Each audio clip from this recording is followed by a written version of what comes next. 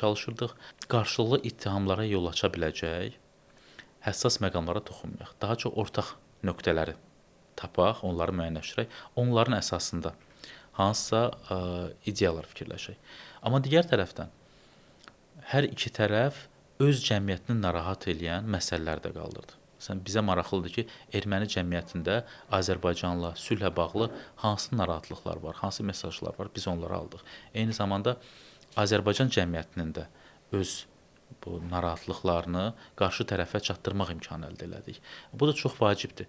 Biz heç bir halda son 30-35 ildəki düşmənçiliyi, konflikti silib bir tərəfə atmaq fikrində deyilik. Bu tarixdir. O tarixi də biz öyrənəcəyik. Amma artıq biz yeni mərhələyə qədəm qoyuruq. Bundan sonra özümüzü necə aparmalıyıq? Münasibətləri nətər quracağıq? Bu elə cəmiyyətin hər bir üzvündən də asılıdır. Məsələn, mən hal-hazırda bir beyin mərkəzini təmsil edirəm. Mən müəyyən qədər medialarda çalışıram, amma mən peşə etibarilə jurnalist deyirəm. Jurnalistlərin qarşısında başqa məqsədlər durur. Bizim kimi mütəxəssislərin qarşısında başqa bir gündəlik var. Ona görə hərə öz sahəsində çalışmalıdır bu məsələyə.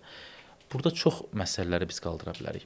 Əvvəla, məsələn, nifrət nitqinin azaldılmasından tutmuş, o qədər məsələni biz ön plana çıxarda bilərik. Amma yenə də vurğulamaq istəyirəm ki, Azərbaycan xalqının yaşadığı travmaları da, bu faciəvi səhifələri də həmişə xatırlamaq şərti ilə.